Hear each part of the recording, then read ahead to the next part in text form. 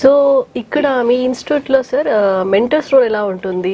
So వాళ్ళు ఎలా చెప్తుంటారు పిల్లలకి? మోటివేషన్ కావచ్చు, ఆ కౌన్సిలింగ్ కావచ్చు, వాళ్ళని ఎలా ఎంకరేజ్ చేస్తుంటారు? వెరీ గుడ్ అండి. జనరల్గా ఏంటంటే ఇక్కడ చిన్న లాజిక్, మ్యాక్సిమం అకాడమిక్స్లో మనకి టీచర్స్ ఉంటారండి. అకాడమిక్ అంటే స్కూల్ కానీ కాలేజ్ కానీ, మన ట్రైనింగ్ సెంటర్లో we separately segregate the trainers. Trainer is different from the teacher.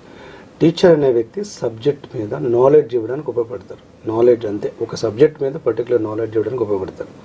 ఈ మీరు నాలెడ్జ్ అనే వర్డ్ తీసుకున్న ఫస్ట్ ఓ లెటర్ తీసుకుంటే KNOW అంటే you know it but you may not be able to do it. యాక్చువల్గా ఇంగ్లీష్ అంటే అందరికీ తెలుసు, గ్రామర్ తెలుసు, బట్ ఇంగ్లీష్లో మాట్లాడలేరు.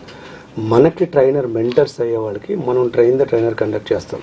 మన ఫార్మేట్లో ఒక స్టూడెంట్ని వచ్చినప్పుడు ఎలా అసెస్ చేయాలి, వచ్చిన వ్యక్తి మాకు, ఎందుకంటే మీరు బీటెక్ తీసుకుంటే బీటెక్ స్టూడెంట్ ఉంటాడు, ఇంటర్మీడియట్కి వెళ్తే ఇంటర్మీడియట్ స్టూడెంట్, మనకు వచ్చేవాళ్ళు అలా ఉండరు. Different age group, different locations నుంచి, డిఫరెంట్ స్టాండర్డ్స్, ఒకళ్ళు చాలా స్పీడ్గా ఉంటారు, కొంతమంది స్లోగా ఉంటారు.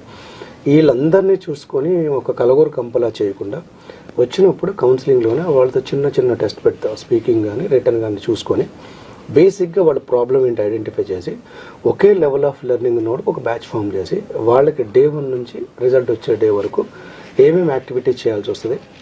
అందులో ట్రైనింగ్ అనేది 60% కాదు, ఓన్లీ 40% మేము ఇచ్చే దానిలో. ఆ 60% మోటివేషన్. మీరు ఇందాక అన్నట్టు మాట్లాడడానికి ఒక భయం ఫస్ట్, ఆ భయం పోతేనే మాట్లాడగలుగుతారు. ఇక్కడ 4-5 కనపడుతుంటారు ముందులో వేరే జెండర్, అంటే అబ్బాయిలు అయితే అమ్మాయిలు చూసి, అమ్మాయిలు అయితే అబ్బాయిలు చూసి, లేదా ఏజ్ గ్రూప్ కొంచెం పెద్ద, అమ్మో ఇంతమంది ముందు నేను మాట్లాడాలని ఒక ఫియర్ ఉండిపోతుంది. అది బ్రేక్ చేయకుండా ఏం చేయాలి? సో మన మెంటర్స్కి ఫస్ట్ అది అలవాటు చేస్తాం.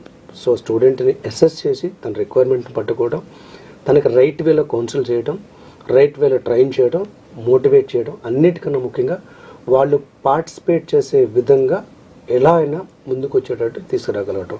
ఆ పార్టిసిపేషన్ వచ్చినప్పుడే సక్సెస్ఫుల్ అవుతుంది, లేకపోతే ఎప్పటికీ కాదు. క్లాస్ వింటారు, నోట్స్ రాసుకుంటారు, వెళ్ళిపోతారు, బ్యాచ్ అయిపోతారు. 45 డేస్ చాలా చిన్న విషయం అది లైఫ్లో. ఎందుకంటే వాళ్ళు 10 years 15 years ఇంగ్లీష్తో ట్రావెల్ చేసి ఉంటారు. 45 రోజులు వచ్చేస్తా అంటే రాదు. వీళ్ళు పార్టిసిపేషన్ చేస్తే ఆటోమేటిక్గా వస్తుంది అది. సో పిల్లలకి ఇప్పుడు స్టేజ్ ఫియర్ అనేది చాలా ఉంటుంది వచ్చే పిల్లలందరికీ.